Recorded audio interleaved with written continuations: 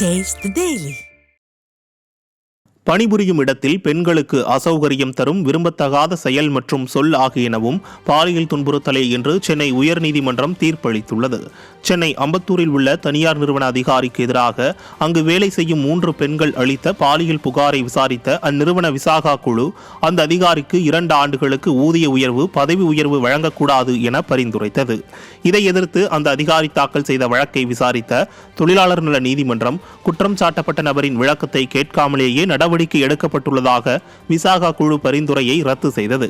இதை எதிர்த்து அந்நிறுவனம் சென்னை உயர்நீதிமன்றத்தில் தொடர்ந்த வழக்கு விசாரணைக்கு வந்தபோது குற்றம் சாட்டப்பட்ட அதிகாரி புகார் அளித்த பெண்களின் இருக்கைக்கு பின்னால் நின்று உடல் அளவை கேட்டதாக வாதிடப்பட்டது. இருதரப்பு வாதங்களையும் விசாரித்த நீதிபதி பணியிடத்தில் பெண்களுக்கு அசௌகரியத்தை ஏற்படுத்தும் சொல் மற்றும் செயல்களும் பாலியல் துன்புறுத்தல்தான் என உத்தரவிட்டார். தேனி அரசு மருத்துவக் கல்லூரி மருத்துவமனையில் பணியாற்றும் மருத்துவர் தொலைபேசி மூலம் செவிலியருக்கு பாலியல் தொல்லை கொடுத்த சம்பவம் பரபரப்பை ஏற்படுத்தியுள்ளது. தேனி அரசு மருத்துவக் கல்லூரி மருத்துவமனையில் பணியாற்றி வரும் பெண் செவிலியர்கள் ஊழியர்களுக்கு மருத்துவர் லோகநாதன் என்பவர் பாலியல் தொல்லை அளித்து வருவதாக கூறப்படுகிறது. இந்நிலையில் செவிலியர் ஒருவருக்கு லோகநாதன் பாலியல் தொந்தரவு அளிக்கும் தொலைபேசி உரையாடல் தொடர்பான ஆடியோ வெளியாகி பரபரப்பை ஏற்படுத்தியுள்ளது.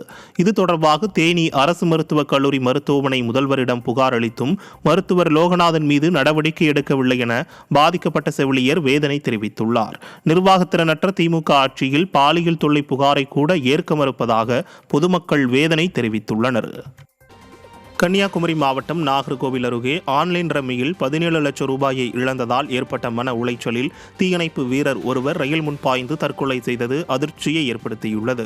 திருப்பதி சாரம் டோல்கேட் அருகே குமரன்புதூர் பகுதியில் கடந்த 2 தினங்களுக்கு முன்பு நெல்லை பயணிகள் ரயில் முன்பு பாய்ந்து இளைஞர் ஒருவர் தற்கொலை செய்தார்.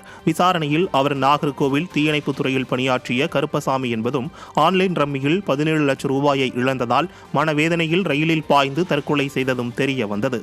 தற்கொலை செய்த கருப்பசாமிக்கு 3 ஆண்டுக்கு முன்பு திருமணமாகி ஒரு குழந்தை உள்ள நிலையில் இந்த விபரீத முடிவை எடுத்துள்ளார்.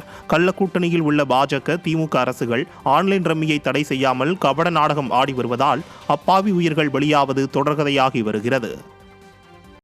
திருவாரூர் மாவட்டம் திருத்துறைப்பூண்டி அருகே மழையால் பாதிக்கப்பட்ட பயிர்களுக்கு உரிய இழப்பீடு வழங்க வலியுறுத்தி தமிழ்நாடு விவசாயிகள் நல உரிமைச் சங்கத்தின் சார்பில் பெண்கள் ஒப்பாரி வைத்து கண்டன ஆர்ப்பாட்டத்தில் ஈடுபட்டனர். ராயநல்லூரில் நடைபெற்ற இந்த ஆர்ப்பாட்டத்தில் மழையின் காரணமாக சாய்ந்து சேதமடைந்த நெற்பயிர்களுக்கு அரசு உரிய இழப்பீடு வழங்க வேண்டும், நெல்லின் ஈரப்பதத்தை 23% உயர்த்த வேண்டும் என்பன உள்ளிட்ட பல்வேறு கோரிக்கைகளை வலியுறுத்தினர். விவசாய விரோத ஸ்டாலின் அரசு பாதிக்கப்பட்ட பயிர்களை கணக்கெடுக்கப்பட்டதை தவிர உரிய இழப்பீடு வழங்கவில்லை எனவும் குற்றம் சாட்டினர்.